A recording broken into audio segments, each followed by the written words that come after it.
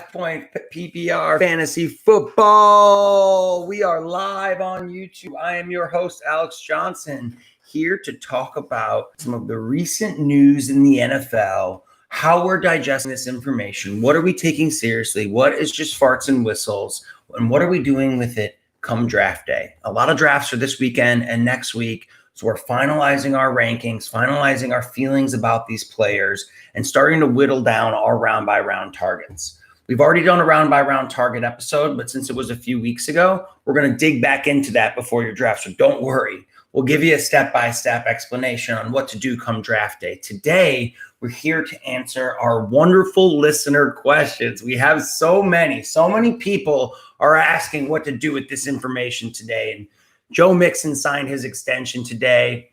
You know, Alvin Kamara might be holding out, but I literally just got the update right now. It's 6:31 p.m. Central Time that he will be reporting to practice tomorrow. So, you know, Alvin Kamara is only asking for $12 million. He's asking for $16 million. The Saints are willing to give him 12. It's Drew Brees' last dance. I mean, they're going to pay the man. Adam Schefter, there's a quote going around. And by the way, today we're drinking a Pipeworks Dream Fauna with Simcoe and Noble Simcoe hops brewed right here in Chicago. First beer of the day. Happy hour, everybody. Adam Schefter says that he wouldn't draft Dalvin Cook if he doesn't have a new deal by week 1. And I dug into it. I went and listened to his podcast where he talks about this with Establish the Runs, Adam Levitan, and what is his name? Evan Solo. And he pretty much said that he would, you got to understand the context. What he meant to say was he would take Michael Thomas and Devontae Adams over Dalvin Cook. He's not fading Dalvin completely. He would be a little worried if Dalvin had a deal, meaning he would take him 12 instead of 6. Okay. You know, he's still a great pick at the end of the first round. He was still a top 4 running back last year. You know, the other questions now, we're getting a lot of questions about Kenyan Drake and Miles Sanders, 2 guys I was huge on, and both of them are hurt right now. And it doesn't seem major for either of them. Miles is week to week. He's going to be fine by week 1. There's no doubt about Kenyan Drake starting week 1, but he is in a walking boot. But we were never buying these guys for their floors. I mean, we were buying their home run swings. And if you take Drake and Miles and you pair them with maybe a floor guy like Austin Eckler or Aaron Jones, you know, you have that league winning upside still. You're covering your bases, right? So obviously, kind of going through the first round, we're taking CMC, Barkley, Zeke in order here. Clyde Edwards-Helaire, number 4. It's happening. Clyde Edwards-Helaire is the number 4 pick in fantasy drafts. I've done 50 DraftKings best balls in the past 10 days. I'm telling you, this is where he's going. Derek, the big dog, Henry going number 5. And Joe Mixon, number 6, without hesitation, just signed a 4-year deal. I mean, at that point, yeah, if you're a Michael Thomas or Devontae Adams guy and you just want the safe, fine. But at that point, you can't pass on Kamara. You can't pass on Dalvin. You can't pass on Miles. You can't pass on Drake. So we're still taking these guys in the first round. One of the first questions is, can we trust Preston Williams coming off an ACL tear? He was not even drafted. He was a UDFA. I mean, I'm not a draft capital truther, and I'm not a doctor, but the reports are he looks great. And Devontae Parker is hurt now. And if somebody can name another wide receiver on the Dolphins, I'll PayPal you $10 right now because there is nobody. You know, Preston Williams outscored Parker before he went down last year. Preston Williams was the number 1 when both of them were on the field. And now we like Mike Gesicki even more because even though Chan Gailey doesn't like to throw to the tight end, and that's why people are worried about Mike Gesicki, guess what? He's the 3rd receiver. He's going to be lining up in the slot. So Preston Williams going in the 13th round is just screaming value. He's even ranked well on the DraftKings best ball, and I'll have him at the top of my queue. And then just round and round and round and round. Everyone's just passing on Preston Williams, taking Golden Tate and Sterling Shepard. I mean, get some Preston Williams. Alex, what rookie running back should I target if I can't get CEH? Well, obviously Jonathan Taylor. I mean, he's moving up my draft board much higher than his ADP. Jonathan Taylor, his ADP is end of the 3rd round. And those are by a lot of ADPs and rankings that were written a few weeks ago. Remember, these ADPs might or might not get updated before your drafts. Yahoo certainly will not. So just because Jonathan Taylor is super low down on the running back list, don't let him slip by, because I would take him over Todd Gurley, David Johnson, Melvin Gordon, who's having a tough summer adjusting to the altitude and getting banged up. And so Jonathan Taylor, really, his DraftKings best ball ADP is at the beginning of the second round.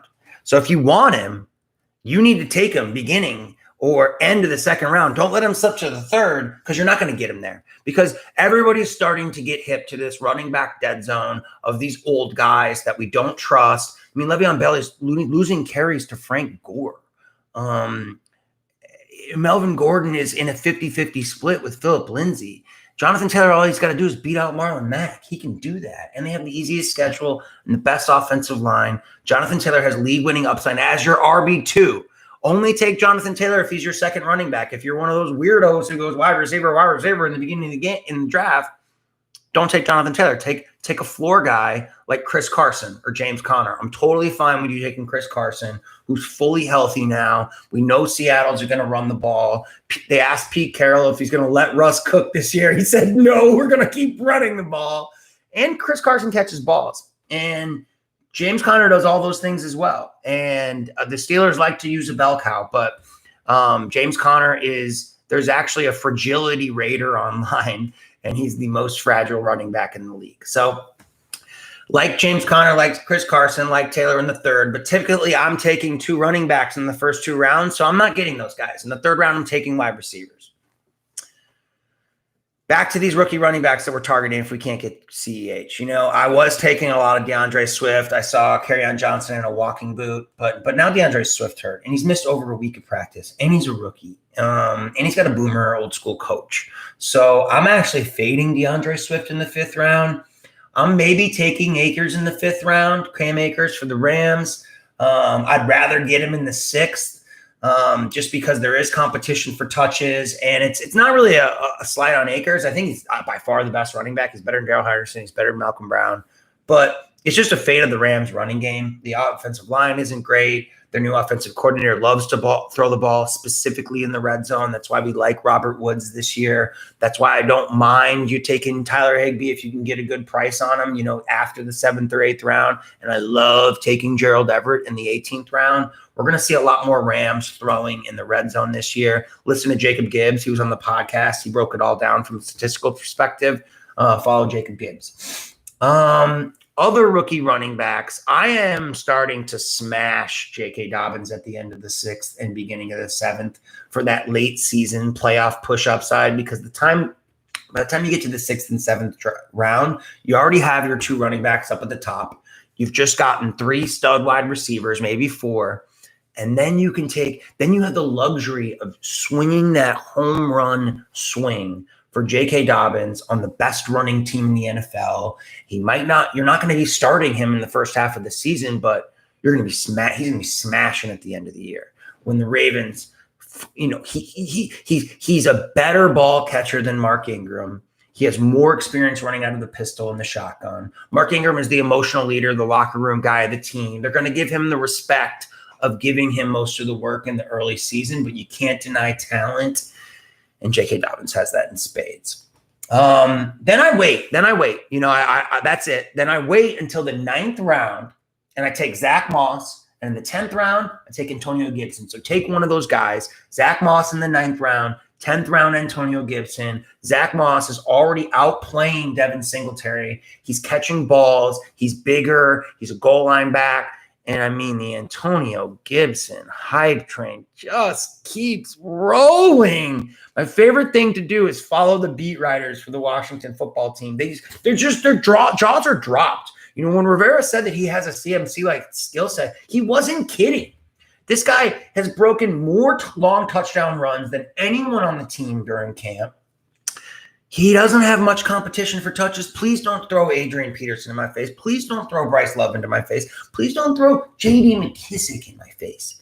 Antonio Gibson is going to be a league winner. And he has such a unique skill set for today's NFL. And just Google Antonio Gibson college highlights and just watch his breakaway speed. He comes through a hole and people start to maybe get some fingers on him and then he's gone. I also love Josh Kelly in the 14th round. I mean, that is a steal for a goal line, early down back for the Chargers in the Melvin Gordon role. I don't care if NFL.com listed Justin Jackson as the starting running back 2 weeks ago. That is outdated because Justin Jackson is hurt and Kelly has been crushing the past 10 days. All Josh Kelly needs is an opening, and he's going to take advantage of it. Justin Jackson is 40 pounds lighter than Kelly. I mean, he's tiny. And Austin Eckler is going to be used more like a receiver because Mike Williams is hurt for a long time. Mike Williams might be out 6 to 8 weeks. It's Keenan Allen, and it's a rookie by the name of Joe Reed, who is a special teams guy for the Chargers catching balls. So you're going to see a lot of Eckler out of the slot, which means Josh Kelly between the tackles in the 14th round. Alex, you love rookies. We get it. Thanks, Lee. Who are some non-rookie running back sleepers this year? I mean, there's a lot of people out there like Lee that they just, the shortened camp, the lack of offseason. Alex, you're buying too many rookies. They don't have enough time to get in grade, and that is a fair take. So let's talk about some rookies, some non-rookies that we like at the running back position. Phillip Lindsay is being passed over round by round by round this year. He's constantly at the top of my queue. And it's like, should I take Phillip Lindsay now? No, I can wait another 18 picks and take him. Oh, actually, should I take him now? No, I can wait another 6 picks and take him. People don't like Phillip Lindsay. I mean, they say he's not a ball catcher, but and Melvin Gordon's going to be that ball catcher. But Melvin Gordon's he's a good receiver, but I mean, he wasn't like this ball-catching maniac for Denver last year. I mean, that was Austin Eckler. Phillip Lindsay had 117 receptions in college, so 35 catches a season. That's 50 targets right there.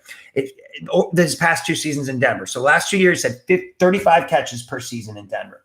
He's also scored 17 touchdowns the past 2 years. I mean, he could be the passing down back, and he could be the red zone back. Guess where Phillip Lindsay's going in your home leagues and half-point PPR leagues? The 9th round.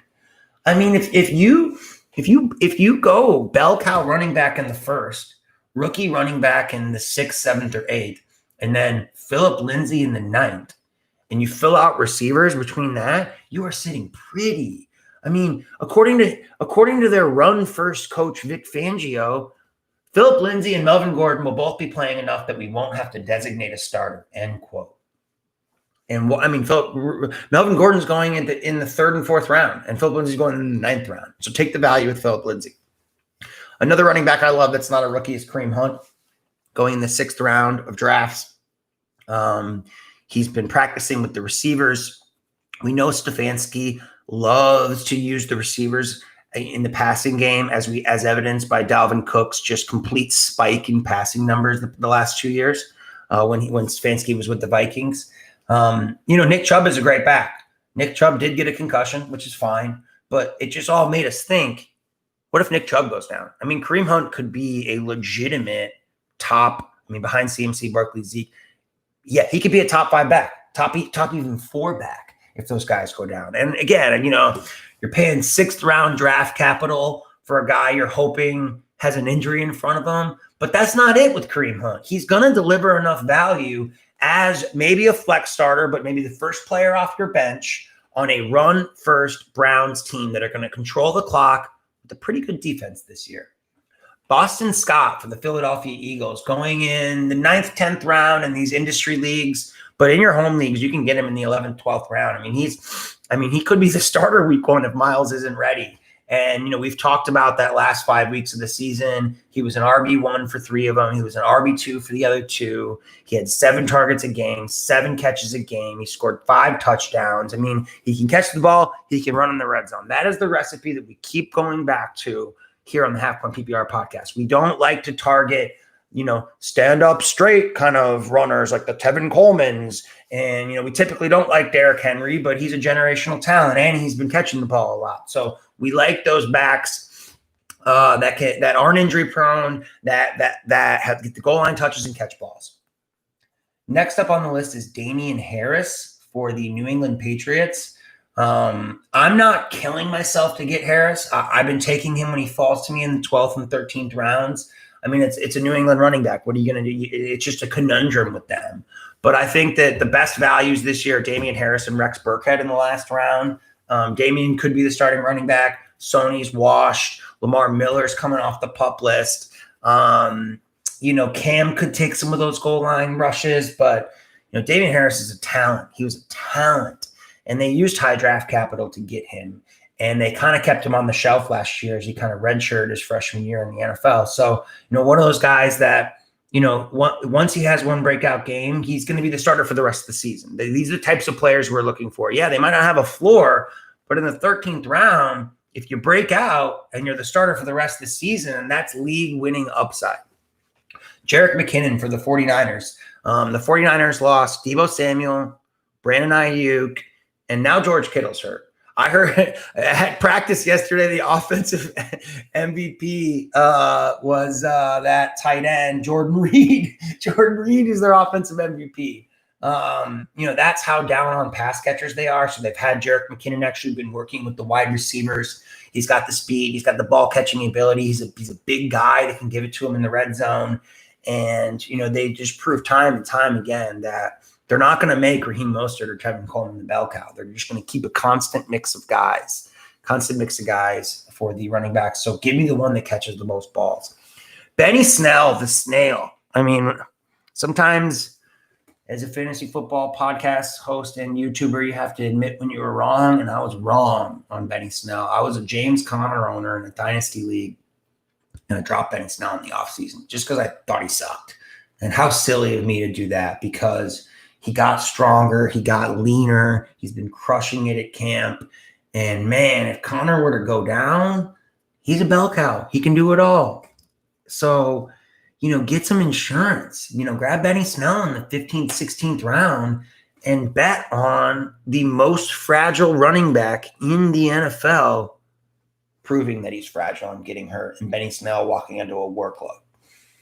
Darren Williams. Darren Williams is back. We're doing it all over again with the Kansas City Chiefs. Guys are going back to Darren. I mean, talk about a stands up straight. He's a fullback, but he's been in the system the longest. He's running with the ones, and he's going to have some great games in the early season. Dwayne Washington hasn't been there very long. I know there's a shower narrative with Mahomes because they went to college together and Mahomes wanted to sign him, but he hasn't been getting much work at all. And the beats are saying Davis Maddock he's got a podcast called the Takecast, and he's been just aggressively DMing the Kansas City beats because a lot of people have been taking Washington in the 12th and 13th round, thinking that they're going to get the Damian Williams type guy to CEHs on the passing downs. But all of them are saying it doesn't really look like Washington's in their plan. He's just not in the plan. And Darren Williams has consistency in the offense. He could steal goal line carries from CEH, as much as it pains me to say, as a guy that will be taking CEH at the 4 or 5 overall. But Darren Williams will be frustrating for CEH owners. So he's pretty much free in drafts. I mean, he goes in the 19th round in industry drafts, so you can get him in your home leagues as the last pick. And though he's not a sleeper anymore, I'm taking a lot of Ronald Jones. I mean, he could have that LeGarrette Blount type season with Brady when he had 17 touchdowns in New England. And he's a better ball catcher than people think. And Keyshawn Vaughn has completely flopped this summer. Shady is only there for veteran depth. Dario Ogunbowale is a special teams player turned ball catcher. Those guys are going so late that you probably won't even need to target Vaughn, Dare, or Shady in your home leagues because these aren't 20-round drafts like some of these industry leagues are. But Ronald Jones in the 6th round as Brady's bell cow on a team that isn't going to be throwing as much as last year because they don't have Jameis Winston turning the ball over every time. Their defense got better. They're going to want to control the clock. We're not going to see the same pace of play from the Bucs. And that brings me to the next listener question from Matt Falcons. Godwin or Evans? Man. Matt Falcons was the first guy to ever put me on Godwin his rookie year. And I bought up all the Godwin I could 2 years ago. And now I'm not really drafting much of either. I mean, you got to respect Mike Evans 6 years in a row with 1,000 yards. And he's actually shown some good chemistry with Brady.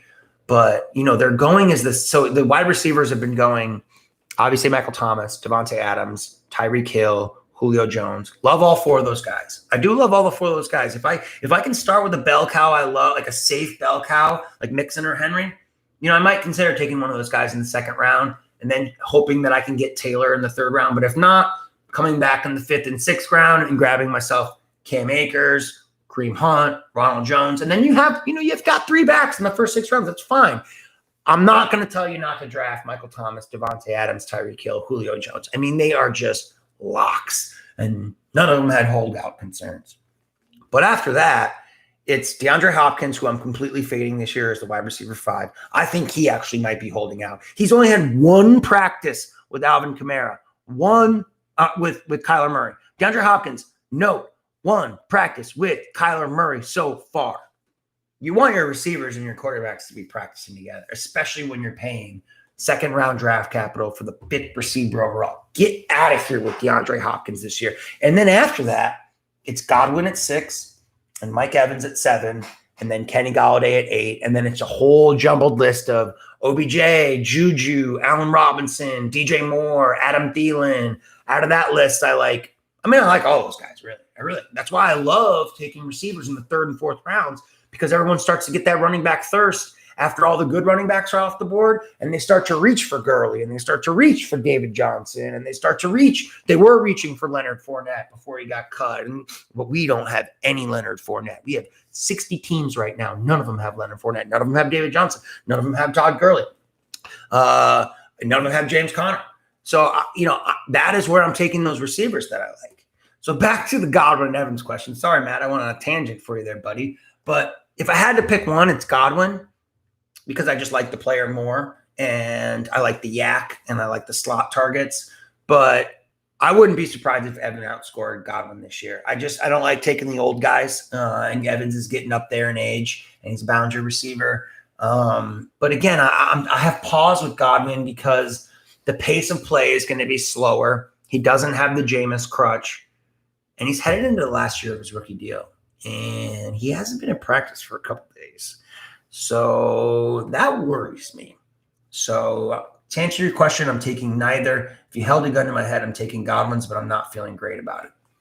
Should I reach for a tight end this year or wait?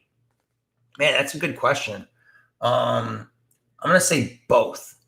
And don't take the middle round guys. So I love taking Travis Kelce, George Kittle, Mark Andrews, and Zach Ertz in the first 4 rounds. I've been doing a lot of it. I think it gives you a major edge this year in fantasy when there's 4 clear-cut, top-tier guys, and everyone else is going to have to use 2 roster spots for their tight ends because they're going to be shooting darts, right? So I like Kelce in the 2nd. I like Kittle in the 3rd. I like Andrews in the 4th, and I like Ertz in the 5th. And Ertz is really moving up my board.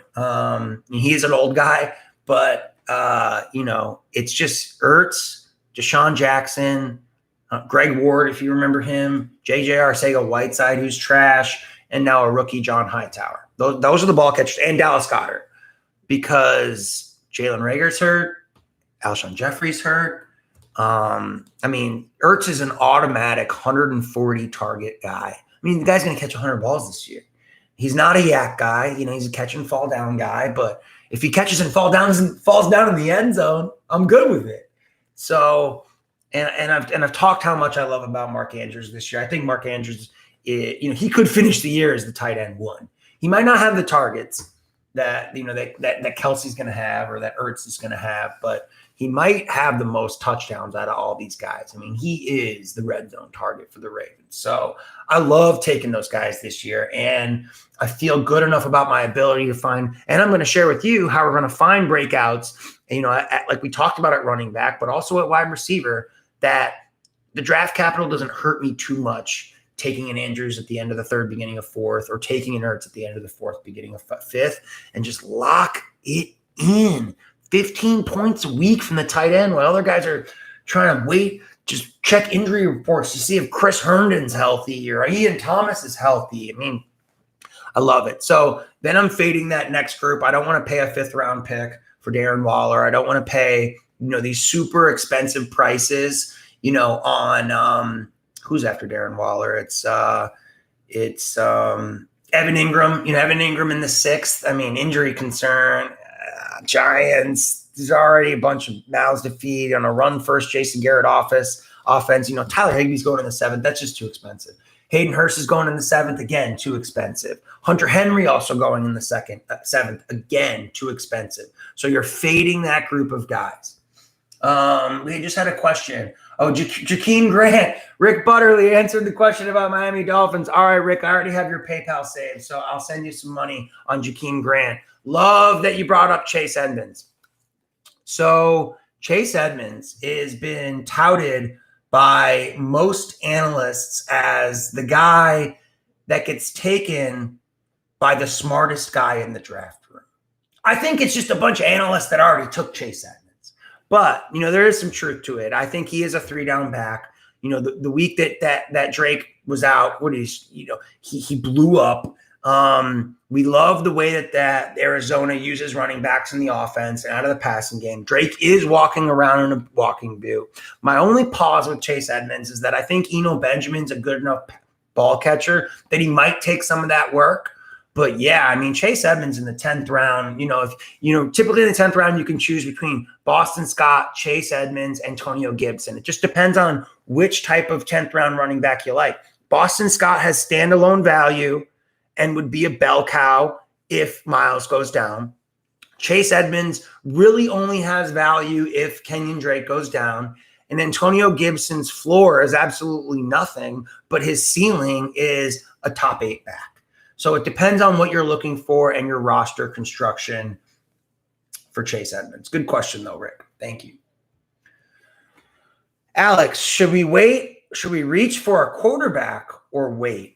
Oh, man. I was taking Lamar and Mahomes at the end of the 2nd, beginning of the 3rd, because I was at that fork in the road of, I have Barkley or CMC or Zeke.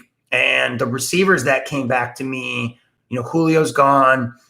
Sometimes Godwin's there, but he's not. The receivers that come back to me are typically like Godwin, Hopkins, Evans. And the running backs that are there, Eckler and Aaron Jones are already gone. So the running backs that are there are Todd Gurley, Chris Carson, James Conner. So out of fear and indecision earlier this summer, I was just pressing draft on Lamar or pressing draft on Mahomes and then trying to build stacks with their players later. So, good question. I'll get to that in a minute. So I stopped doing that because I started to realize that I just need to make a decision on these guys. It's okay to reach for Kenny Golladay at the end of the 2nd. It's okay to reach for DJ Moore because I like those guys this year. So I had to look past taking them, a round or 8 picks or 6 picks ahead of their ADP and just do it and just go get my guy. Because the teams that you end up with Lamar and Jax and Mahomes on your team, you always feel weak in some other area. And if you look at the RotoViz win rate percentages, less than 3% of winning teams have quarterbacks on them that were taken in the first 2 rounds. Most winning teams have a quarterback that was taken late that breaks out. Like hopefully this year would be maybe Cam Newton, maybe Carson Wentz, but definitely Matthew Stafford. If Matthew Stafford stays healthy, he was on pace to be the QB6 last year. And he's going as the QB10, QB11. Aaron Rodgers is going before Stafford. Tom Brady, Drew Brees. Josh Allen is going before Matt Stafford. So I'd rather wait on quarterback as opposed to wasting 2nd-round draft capital for one of those top guys as much as I love both of them, and I think both of them are going to smash this year. It's just the opportunity cost is too high. We have a question from Franny Linden. At the end of the year, where waiver wire is pretty savage, do you recommend picking up the hot new RB, or do you ride out the horse that got you there? Man, that's a good question. So I'm glad Franny asked this because this year, more than any, I'm looking to use most of my fab at the beginning of the year. And think about it last year. When you saved your fab, who did you end up buying with it? Ty Johnson, Darrell Williams, Demarcus Robinson. These guys didn't win you leagues. The people that used fab after week 1 and bought DJ Chark and bought Terry McLaurin and bought Preston Williams before he got hurt. I mean, these are actual impact guys on your team. So we use week 1 this year, especially. We're going to be using week 1 like preseason. This is our tryout because, we don't have it all figured out. We haven't seen much. So we're going to miss a lot of guys in the draft. And you got to be quick on the trigger week 1, week 2 to go out and get those breakouts. Because, with COVID, the COVID thing will create backup running backs that get sprung into roles, but that's only for 1 week. The COVID IR is 10 days. So yeah, you got money, you got $40, you used it to get Mike Davis because Christian McCaffrey twisted an ankle, but Mike Davis isn't going to win you a league. Yeah, he might help you get past a bye week, and that's fine. If you want to do that, that's fine. Like, save some fab. But I am always, especially this season, trigger happy in the first 2 weeks on those breakouts. Guys that were on my radar, guys that I was maybe taking in the 20th, 19th, 18th, 17th, 16th round in industry leagues or best ball drafts, guys I'm already on, but I didn't have enough roster spots to roster in my home leagues. And I'm buying them after the first 2 weeks. Great question. Thank you so much, Franny. Next question. What receivers aren't getting enough love right now? We know. Stop talking about DJ Chark, Hollywood Brown, and Terry McLaurin. Thanks, Zach. I love DJ Chark, Hollywood Brown, Terry McLaurin. But some receivers that aren't getting enough love right now. I think the number one receiver, and it is in his range of outcomes to be the number one receiver, is Adam Thielen. It's Adam Thielen. Olabisi Johnson is the wide receiver too there. Kyle Rudolph catches balls there. And he's got chemistry with Kirk Cousins. We like continuity. We want continuity in the age of COVID. Stephon Diggs is gone. He is going to get 160 targets. He's going to catch 120 balls. Adam Thielen, man, it's not as sexy as A.J. Brown. It's not as sexy, as Kenny Golladay, or not as sexy as Juju or OBJ, but he's Mr. Reliable. And in the third round, Adam Thielen is solid, but you can get him in the fourth round. That's how disrespected Adam Thielen is this year. Man, Adam Thielen, boys. Robert Woods. I think it's a little cheeky to say, to call myself a pseudo analyst, a junior analyst, and say Robert Woods because, every analyst is always talking about Robert Woods, and you get into drafts and you feel like they don't even take Robert Woods. But Cooper Kupp's already banged up. And again, he's got continuity in the offense. He's got positive touchdown regression coming. They're going to throw more in the red zone. They have a rookie running back who's still figuring it out. So, and Tyler Higbee and Gerald Everett are massive guys to cover over the middle. And Robert Woods is that type of route runner. He's just going to be in the right spot at the right time. He's not going to be a top 10 receiver, but you don't have to pay a top 10 receiver. You can get him at the end of the fourth, beginning of the fifth. Right in that range as well as Tyler Lockett. I think the hype has gone too far on DK Metcalf. I think we just fall in love with the body. We fall in love with the highlight videos. He's young because we like him in Dynasty. But, the more I think about this, the more Tyler Lockett is that type of guy that's going to surprise people. And he's being taken, in the middle of the fifth round, 4 or 5 spots after DK Metcalf. And he played through an injury all year last year. He's a speed guy. He's a timing guy. And when you have a lower body injury, you can't be a speed or timing guy. And they don't have any other wide receivers in Seattle. None. And their tight end room is kind of a revolving door. So, Tyler Lockett attached to Russell Wilson. Russell Wilson can, every year in fantasy, he gets disrespected. I saw Josh Allen go before Russell Wilson in some draft, and that's just blasphemy. It's Russell. It's Mr. Unlimited. Michael Gallup, same range as well. Actually, a little bit later. Michael Gallup actually goes in the 6th, sometimes 7th. If you look at his numbers next to Amari Cooper's numbers last year, they were better. And Amari Cooper goes in the 3rd round. Michael Gallup, man. The coach, what is it? That fat idiot that used to coach in Green Bay, Mike McCarthy. He said that he looks at his wide receiver room as 1A and 1B, and he didn't say which one was 1A and 1B. And I think, people are going to be worried about Lamb. People are going to be more worried about Lamb in the slot and Jarwin in the slot than they were Jason Witten and Randall Cobb in the slot. So it's just – and also take this into account.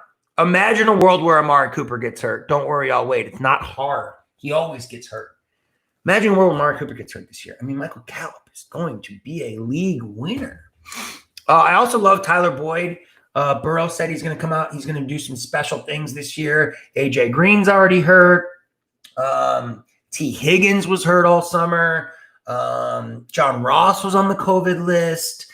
Auden Tate's been catching a lot of touchdowns. I like Auden Tate, but Tyler Boyd goes after all these guys I just listed. So Tyler Boyd in the 7th round. I mean, you're getting a floor, and he didn't catch many touchdowns last year, but it was with Ryan Finley. I mean, he's got Joey B. So don't sleep on Tyler Boyd. Don't sleep on Cortland Sutton either. I think a lot of people are scared about Sutton because they drafted rookie receivers and they have no fans, but he's still the alpha he always was. Drew Lock says his target window is the sky. I mean, he just throws it in the sky, and Cortland Sutton's the only guy on the field that can come down with it. So don't stop disrespecting Cortland Sutton in the 5th, 6th round. All right, another guy that's moving up my draft boards. It goes in the 9th round, Jamison Crowder. All of the pass catchers are hurt for the Jets. And Jamison Crowder is Mr. Reliable over the middle. He's going to have 130 targets this year, and you can get him in the 9th round. He might not get you a lot of touchdowns, but, I mean, that's the type of receiver you're looking for in the 9th round. You can get that floor if you try to shoot for the ceiling with like a Hollywood Brown or a McLaurin or a Chark in the 5th. Some other guys just to mention: John Brown, Alan Lazard, Randall Cobb. I like all of them late. I think everyone's sleeping on them late. All the number 2 options in their offense. And also Deshaun Jackson. I mean, Deshaun Jackson going in the 11th round. He's the wide receiver 1 for the Eagles, and he's fully healthy, and he's still got the speed. Rick Butterly asks, I crushed it with Darren Waller last year late. Who's this year's Darren Waller? Well, the Hard Knocks effect, Rick. We all watched Hard Knocks, but you had the smarts to go out and take him. So this year's Waller, Mike Gesicki going as tight end 11, TJ Hawkinson, tight end 12, Blake Jarwin, tight end 13. I mean, these guys are all going outside the top 10. They all have major upside in their offenses. They don't have a second tight end there that can take targets away from them, like a Noah Fant or like a Gronk. So I like Gesicki, Hawkinson, Jarwin. If you can't get them, go wait around and get Noah Fant, Jonnu Smith. Again, super athletic ball catchers with speed that can jump. Their quarterbacks love them. Funnel offense into certain ball catchers, but if you do take them, you need to wait a few more rounds and then grab Irv Smith or O.J. Howard. So you want to have 2 tight ends in the round 10 to round 17 range this year if you're not going out and getting one of the big 4 of Ertz, Andrews, Kelsey, Kittle. Alex, should I draft a backup quarterback? No. Save your bench spots for breakout candidates like Mecole Hardman. You might not ever start Mecole Hardman, but if Tyreek Hill goes down, woo, you got yourself a league winner. Save your bench spots for Antonio Gibson, Preston Williams, Paris Campbell. Everyone's talking about who's the next Godwin. And the sexy thing to say is Calvin Ridley. But Calvin Ridley's not a yards after the catch guy. Yeah, he's going to have a lot of targets. He's an amazing route runner. But you're paying a 4th round price for Calvin Ridley. We got Godwin in the 8th round last year, so it's not fair. Paris Campbell's going in the 12th round. I'll raise you with Paris Campbell. Paris Campbell's got the speed, 2nd-year breakout. He was hurt last year. If you watch the video of the Colts when they drafted Paris Campbell in the draft, Frank Reich celebrated like I do when my guy scores on red zone on Sunday. Like he was, wow! I've never seen a coach more excited to draft a wide receiver than Frank Reich and Paris Campbell. And T.Y. Hilton supposedly has been quiet all camp. But Paris, you'll see the injury next to his name. Don't worry about it. Don't freak out. He was in a minor car accident and he got a concussion. That's it. Just a little concussion. So Paris Campbell, breakout, save your bench spot for him. N'Keal Harry has been improving every week in camp for the Patriots, and second-year breakout as well. You know, these guys had high draft capital. We were taking them early in our rookie drafts. We loved their talent, but they had quiet first years due to injury. So it smells like a breakout to me. We were not down on the talent. You know, you can always grab Teddy Bridgewater, Gardner Minshew, Sam Darnold, Ryan Tannehill, or maybe even Joe Burrow off the waivers. I mean, there are so many quarterbacks this year. So the old guys are still around and usable. The young guys are getting better. We have a lot of rushing quarterbacks, like even Gardner Minshew rushes, Cam Newton rushes, Lamar Jackson rushes, Deshaun Watson rushes. So don't waste a bench spot on a backup quarterback because he has a different bye week than your starter. Think ahead. Be strategic. You can always go to the waivers for your backup quarterbacks. What should we do with this Fatnette news? What Jaguars running back should I get, Alex? None of them. Don't take any of them. We didn't like Leonard Fournette, the player. We didn't like the situation. The Jags have the worst defense in the league. They're potentially tanking, so it means a lot of garbage time throwing for DJ Chark and Gardner Minshew. I know it's a crutch argument, Mark. Don't bring it up to me, but it's true. And the running backs to choose from are Chris Thompson, the ghost of Chris Thompson, Divino Zigbo, who's in number one right now. He runs like a 4.9. He's super slow, but I like Divino Zigbo, the player. I just saw him doing a shotgun with Gardner, so it looks like they're bros.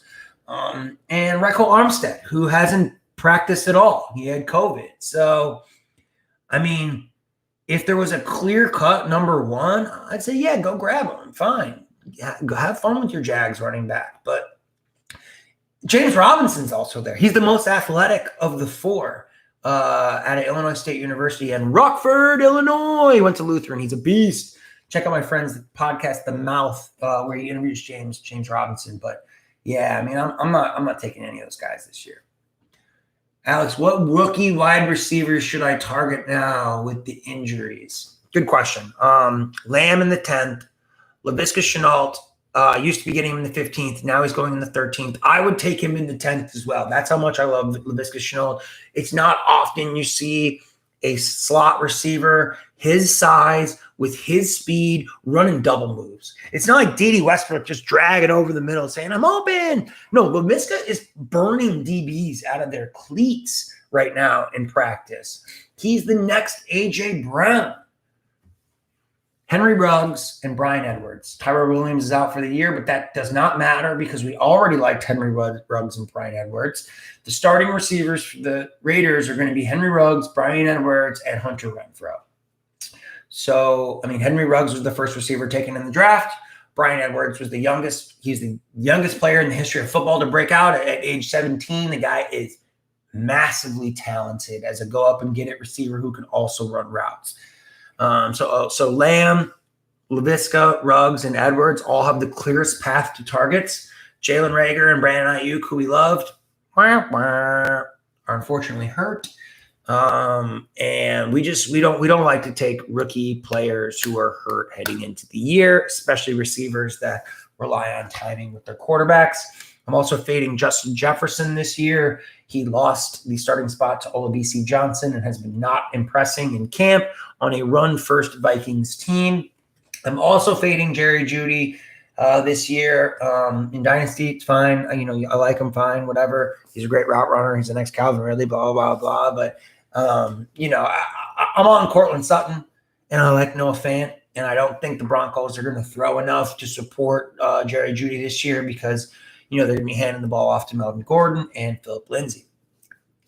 If I take Zeke or Cook, when should I take Pollard, Edmonds, and Madison? Never. Don't handcuff them. We're walking on the wild side, boys. If you ain't first, you're last. I'm not wasting an 8th round pick on Alexander Madison or Tony Pollard because I'm scared that these guys are going to get hurt. I'm using my 8th round pick on Antonio freaking Gibson. I'm using it on Tyler Boyd. I'm using it on upside guys that if everything hits right on my team, I win it all. If Dalvin Cook goes down, I'm not going to get the same production out of Alexander Madison. I'm most likely going to lose, and that's fine, you know? Or maybe I have Antonio Gibson, and he breaks out, and he can be my RB2. I'm taking Chase Edmonds this year. I'm just not doing it with Kenyan Drake on my team. I'm the guy that has a league winner when someone else's Kenyan Drake goes down because I'm stashing these high upside guys on my bench. I'm looking at probability of win rates, and I'm thinking about certain scenarios in my head. If my bell cow goes down, yeah, then I'm probably not going to win, you know? But if I can stay healthy and I can get breakouts on my bench instead of wasting them with handcuffs, I'm definitely going to freaking win because we're picking the right breakouts. We're taking the Mosses, you know, we're taking the Laviscas, we're taking, you know, Kareem Hunts, Ronald Joneses. I'm not backing up Ronald Jones with LaShawn McCoy or Keyshawn Vaughn. Get out of here. What is your favorite spot to draft from? Obviously, we all want the number 1 pick in CMC. The choices when it gets back to you are kind of slim. I actually like the 4 spot. The 4 spot would be my favorite spot because I know I'm going to get one of CMC, Barkley, Zeke, and, you know, Kamara if he doesn't hold out, or right now, Clyde Edwards-Helaire. And then when it comes back to me in the 2nd round, typically I can still get Julio Jones, Travis Kelce, or George Kittle. And then in the 3rd, I have my pick of those receivers we talked about. Kenny Golladay, Allen Robinson, DJ Moore, Juju, Adam Thielen. I'm probably taking Adam Thielen right there, to be honest with you. I mean, imagine a start of CEH, Kelce, Thielen. Whoa. So the 4th pick is my favorite. And then when it comes back to me in the 4th round, we got all the usual suspects. We got Terry McLaurin, we got Chark, we got Sutton, we got Lockett, we got Woods, and I can take one of those guys. And then whoever's left, I take them in the 5th. Or if I want to go back to running back because I got the thirst, I only got the one running back, I only got CEH, take Ronald Jones, take Cam Akers, take Kareem Hunt. Be confident enough in your evaluation to take players around before ADP. Do not be a slave to the rankings. Don't, at the beginning of the 5th, if you need a 2nd running back, don't say to yourself, well, Ronald Jones usually goes at the end of the 5th, Alex said. But no, take Ronald Jones. If you love Cam Akers, take Cam Akers. If you like J.K. Dobbins, take J.K. Dobbins. If you believe in DeAndre Swift, take DeAndre Swift. Man, that was fun. Thank you so much for submitting these questions. That's it for today for the Half Point PPR podcast. The next episode is going to be the case for players that I might be wrong about. So be sure to tune in to see me talk about the guys that I've been saying that I hate that I might be wrong about. All right, have a good one, guys.